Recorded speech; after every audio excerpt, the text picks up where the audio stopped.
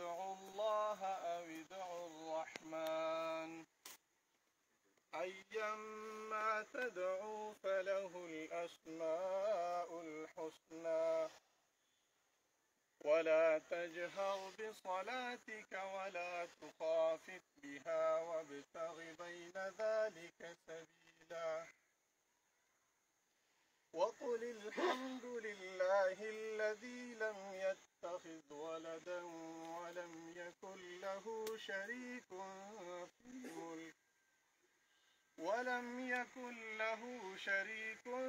في الملك ولم يكن له ولي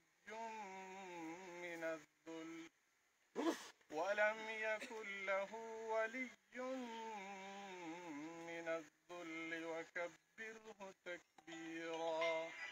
صدق الله العظيم. جناب امیر صوبہ مولانا مفتی سراج الدین سے درخواست بیان نمون او تاسو مزین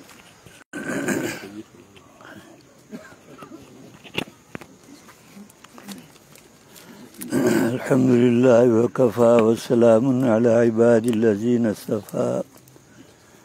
أما بعد فأعوذ بالله من الشيطان الرجيم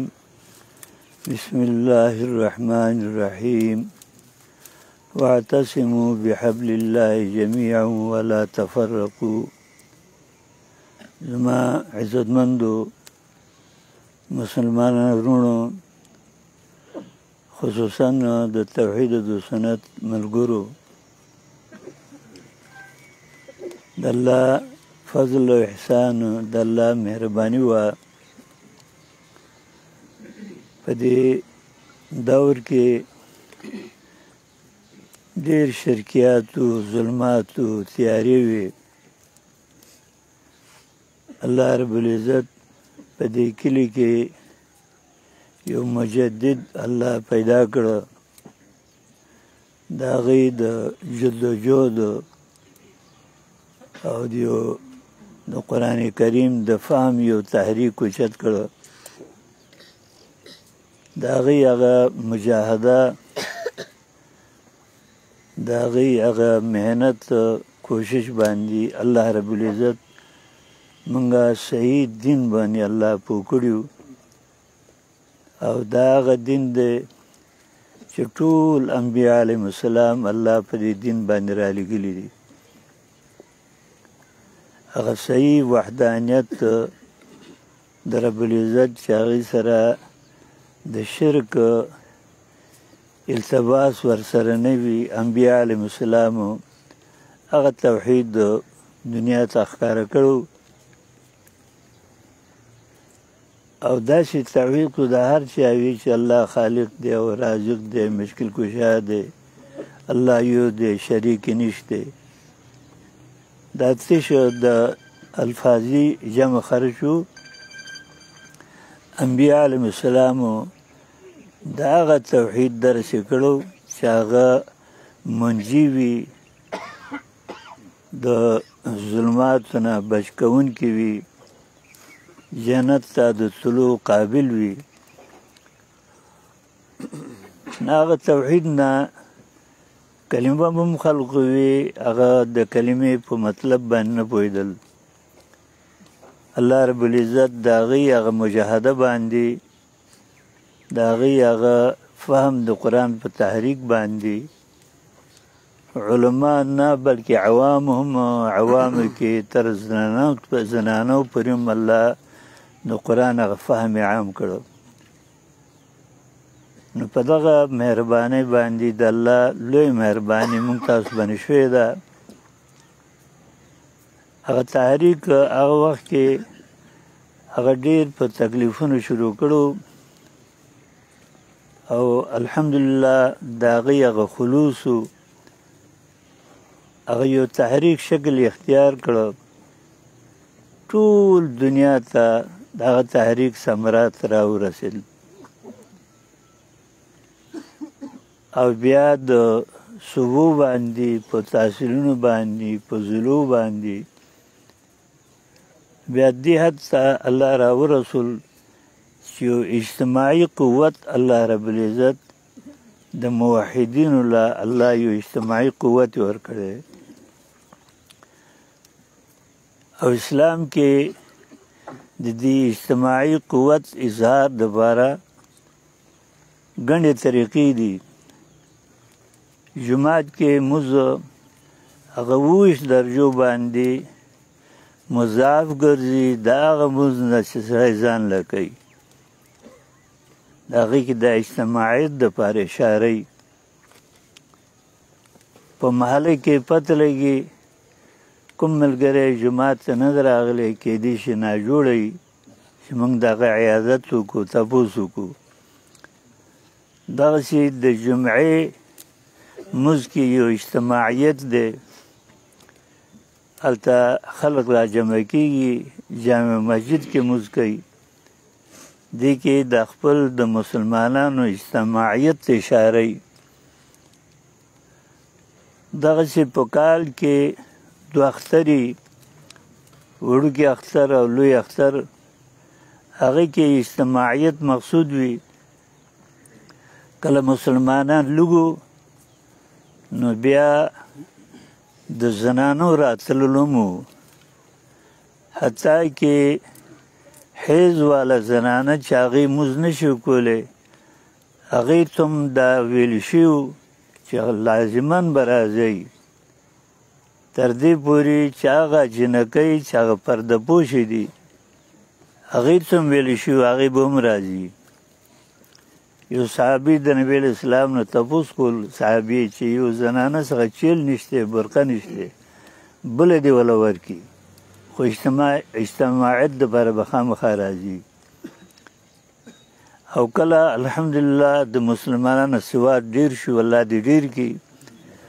اوس زنانه اخترونو کې نه رابللي کېږي ځکه مسلمانان ډېر شو دغسې زمونږ د دې وخت په وخت باندې د مسلمانانو اجتماعیت وي په دې خادمانو د قرآن کې 3 شخصیات ډېر مشهور دي پاکستان کې عبید الله سندي رحمت الله علیه مولانا حسین علی رحمت الله علیه او احمد علی لاهوری رحمت الله علیه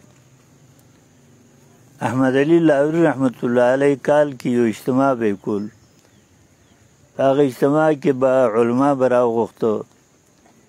او خصوصا مولانا حسین علی رحمت الله علیه به راوغوښتو دا فرمایله چې عام علما دې دپاره رابلم چې د دې علماو په بیانونو باندې د عوامو اصلاح وشي مولانا حسین علی رحمت الله علیه دې دپاره رابلم چې د دې بیان باندې د علماو اصلاح وشي اجتماع مقصد هم دی چې کوم اجتماعیت کې ټول مسلمانان را جمع شي زمونږ امیر محترم الله د هغې په عمر کې علم کې هر څه کې الله ډېر خیر و برکتونه واچوي هغې بس ارشادات وکړي اوامر وکړي چې موږ کال له خپل د ژوند هغه لایحه عمل جوړ کړو داسې دا ټول خلک اجتماعګانې وي چا وټونو دپاره اجتماع وي چا خپل سروب داب ښودنه دپاره اجتماع وي زمونږ اجتماع صرف او صرف د الله د دین خورولو دپاره وي چې هغه صحیح دین چې انبیا علیهم السلامو موږ ته را رسولی دی او هغه صحیح مسلک چې د انبیا علیهم السلامو موږ ته شیخ القرآن صاحب رحمت الله علیه رسولی و هغه میشن دلته نه زده کړو خپلو علاقو کې هغه میشن ووسو هغه تحریک ووسو دې دپاره دا اجتماع کېږي کال په کال باندې او د دې اجتماع ډېر آثار وي موږ په خپلو مشاهده وکړو زمونږ امیر محترم چې الله هغې له ډېر فراست ورکړی کله کله اجتماع شاپور کې منعقد کړو بیا کالو خان ته راوسته او بیا خپل مرکز ته غالبا د دې د یو کار د کولو هغه منصوبه مخکې ذهن کې وي هغه شي سوچ او فکر باندې کار کوي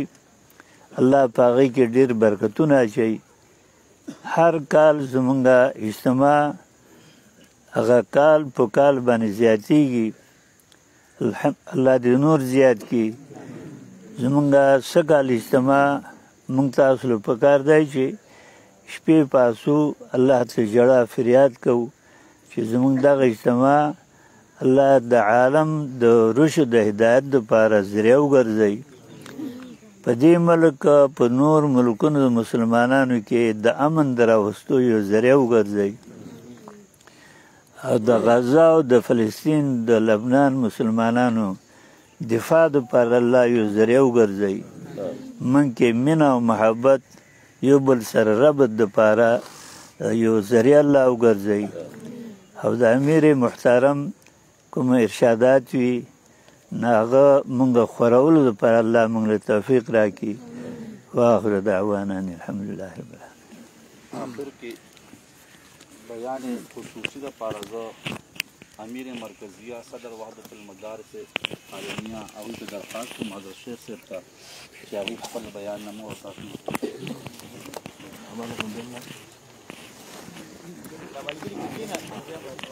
دا ولاړ دي خیر دوره اوږده بیانونه نه کوو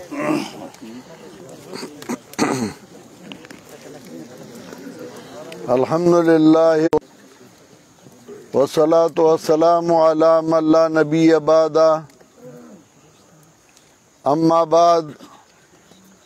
أعوذ بالله من الشيطان الرجيم بسم الله الرحمن الرحيم وجاء من أقصى المدينة رجل يسعى قال يا قوم اتبعوا المرسلين اتبعوا من لا يسألكم أجرا وهم مهتدون محترم مرګرو نن منګه د 22مې اجتماع پنځپیر افتتاح کوو او دا ورځ مرګرو مقرر کړې وه چې نن ورځ نه به موږ د اجتماع دپاره کار شروع کوو صفایانې انتظامات ټینټونه لوډ سپیکرې او نور چې څومره انتظامات دي کم ملګري چې په دې کې خدمت وکړي کم ملګري پکې تعاون وکړي پیسې ولګوي موږ سره د دې اجتماع په کار کې ملګرتیا وکړي زمونږ دعا ده چې الله د هغې ټولو کورونه د خیر او د برکتونه ډک کړي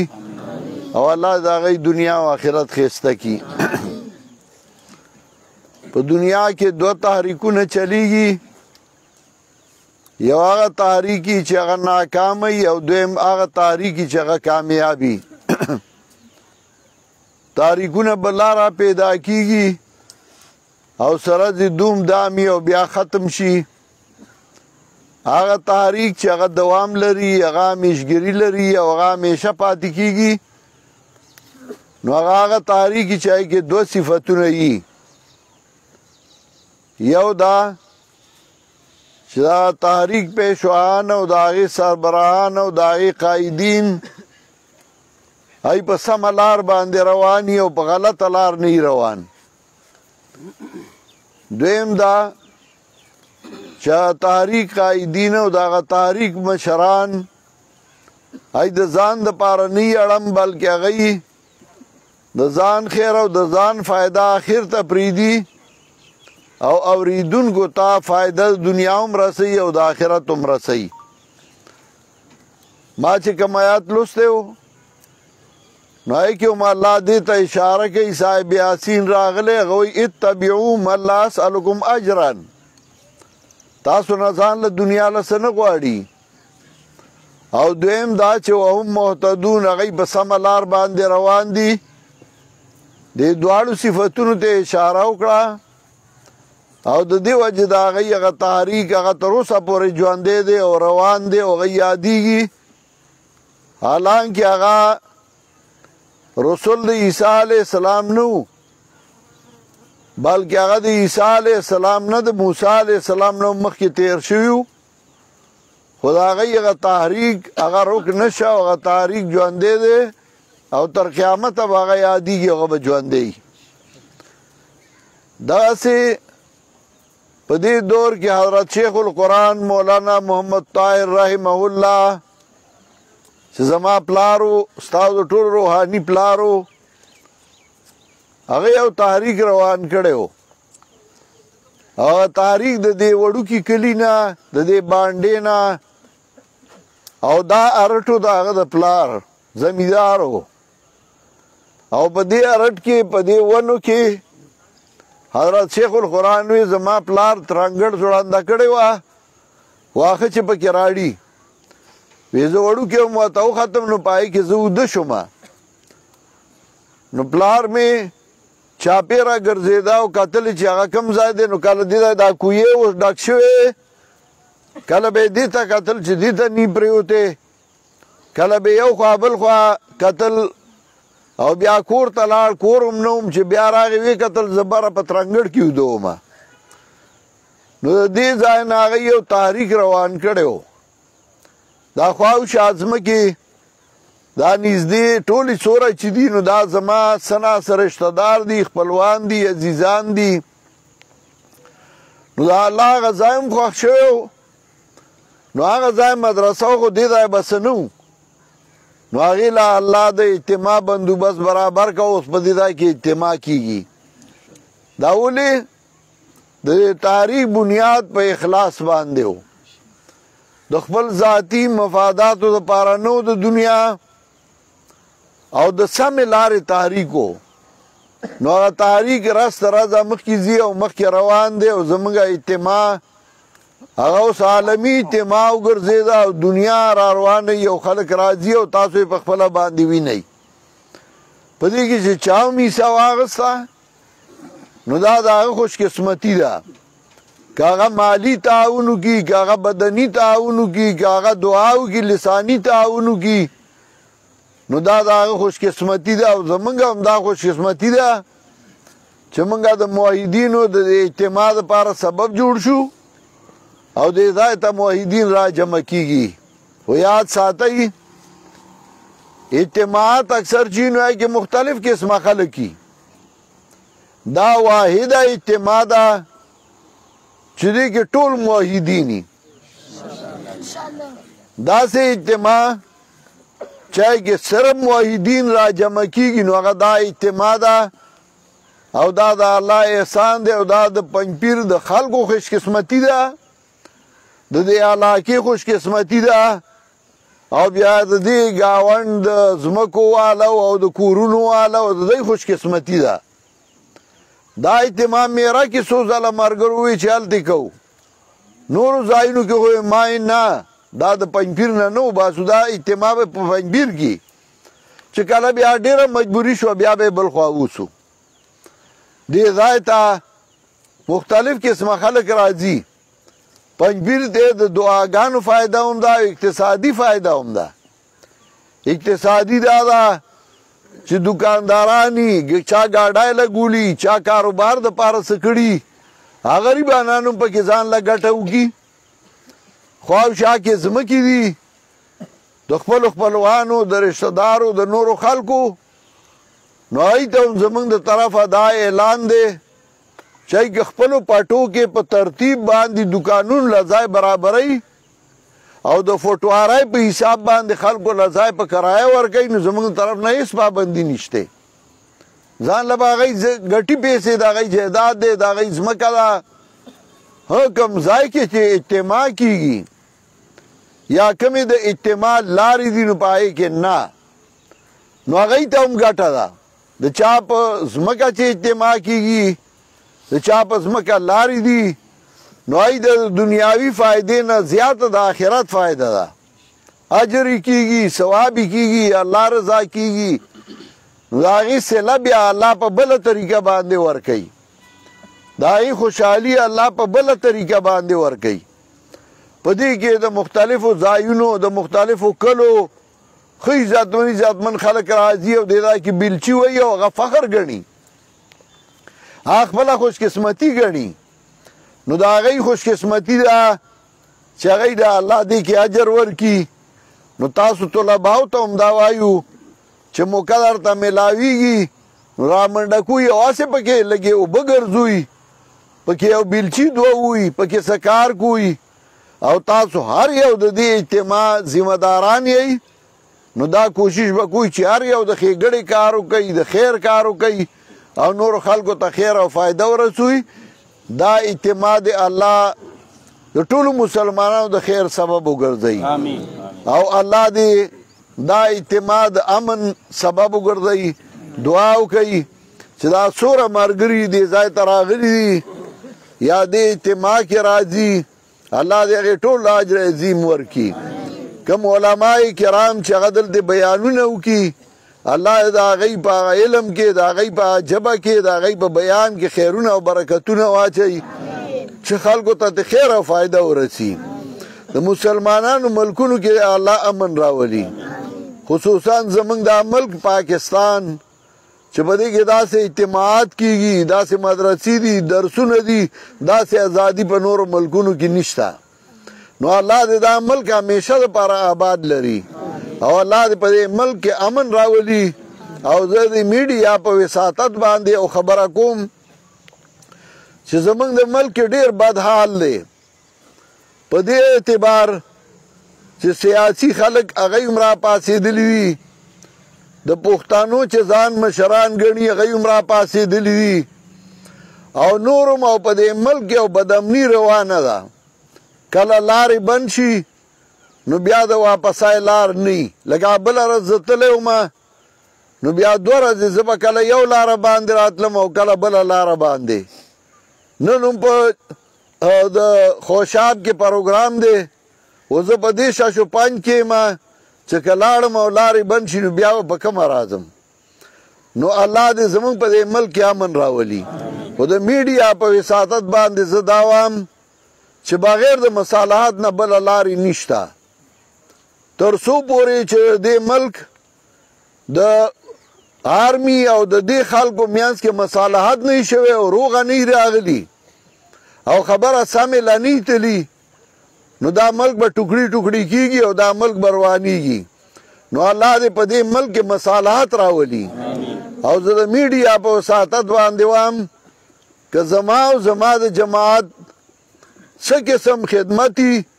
نو په دې مصالحات کې موږ خپل کردار ادا کولی شو او موږ په دې ملک کې دا روغه او دا مصالحات راوستی شو، په دې کې امن راوستی شو. که موږ ته لارې سمې شي نو کېدی شي چې الله دا هم زموږ قسمت کې لیکلي او دا خیر زموږ په قسمت کې راشي او الله دې کي هم داسې. وصلی الله تعالی علی خیر خلقی محمد و آله و صحبه اجمعین برحمتک.